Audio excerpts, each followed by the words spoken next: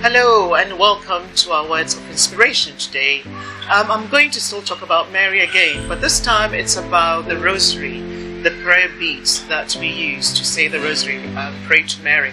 And as I said the last time, Mary is a prayer warrior, or my prayer warrior. And I'm just suggesting that you may try. Last week or the last time, we did say that you could try Hail Mary every day and just let me hear something, but if not, still keep trying.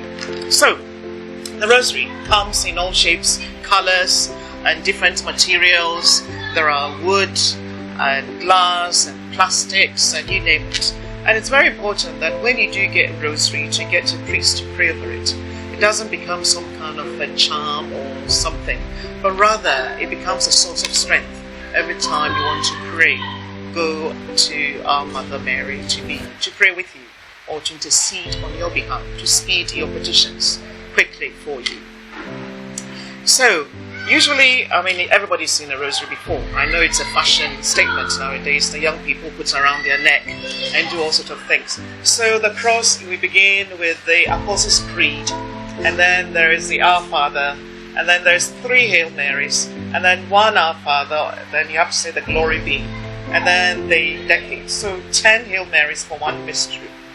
And it comes about 50 with in between, interspersed with Our Father and the Glory Be. I won't really bore you too much, so I'll just stick to just a general basic information. And then next time I'll go a bit into detail a bit more.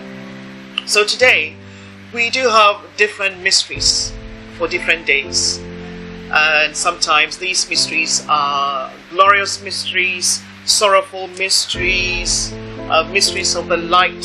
So if, for instance, if we're doing the glorious mystery today, it will start with 10 Hail Marys on the resurrection of Christ. So maybe before you start it, Mary, whatever is on your mind, is there anything dead in my life that I want God to resurrect it from you? So my prayers together with Mary, I can do my own prayer and then pray the Rosary with Mary, asking Mary that this is what I want resurrected in my life. I want some life around this area in my life or something. So you say the 10. And then afterwards, the other 10, the second 10, is on the ascension of Christ.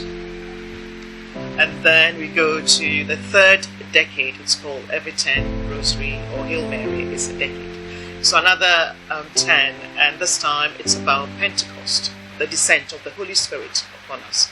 Again, relating to whatever you want the Spirit to do for you, you do that and ask Mary to intercede on your behalf or to speak things for you.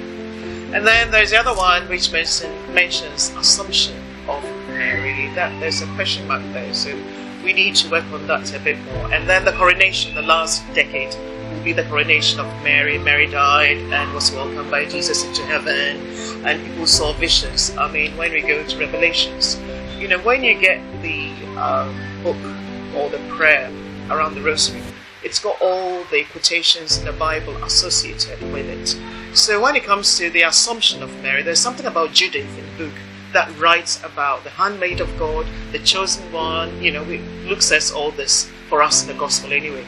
And then the coronation, somewhere in Revelations too, visions of Mary in heaven coming with, the crown, 7 crowns of the stars, and the moon, sun and the moon and everything.